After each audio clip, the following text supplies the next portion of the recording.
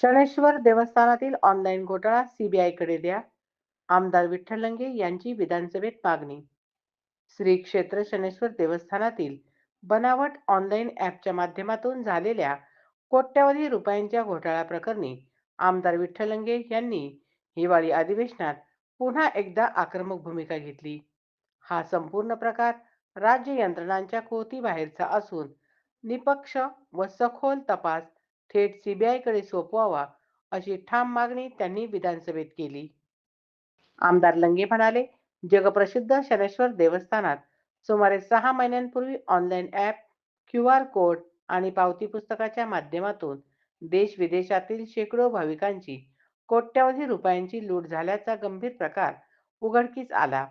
या प्रकरणी मागील पावसाळी अधिवेशनात आपण प्रश्न उपस्थित केला असता मुख्यमंत्री देवेंद्र फडणवीस यांनी देवस्थानातील भोंगळ कारभारावर बोट ठेवत सायबर क्राईमच्या उच्च स्तरावर तपासाचे आश्वासन दिले होते.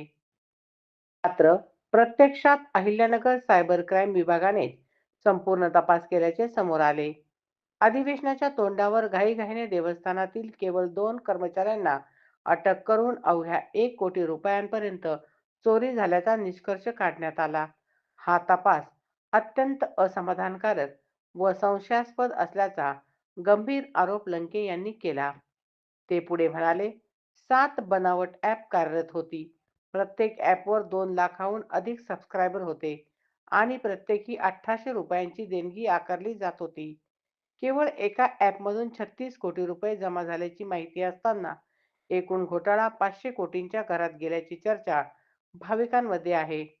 अशा वेळी पोलिसांनी फक्त 2 आरोपी आणि 1 कोटी रुपयांपुरता तपास मर्यादित ठेवणे म्हणजे डोंगर पोखरून उंदीर काढल्यासारखे असल्याची बोचरी टीका त्यांनी केली.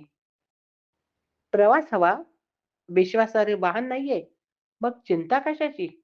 माऊली tours and travels. AC, non AC सर्व प्रकारच्या गाड्या भाड्याने उपलब्ध. लग्न, सहल, कौटुंबिक व व्यावसायिक प्रवासासाठी स्वच्छ गाड्या, अनुभवी चालक, सुरक्षित व वेळेवर प्रवास. आजच संपर्क करा. तुमचा प्रवास आमची जबाबदारी.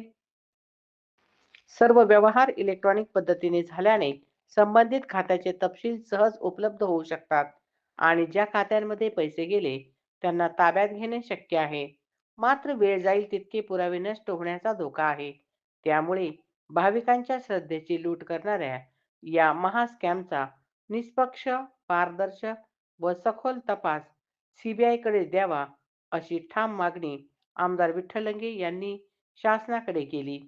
ताज्या घडामोडी पाहण्यासाठी सनवार्ता चॅनलला सबस्क्राईब करा.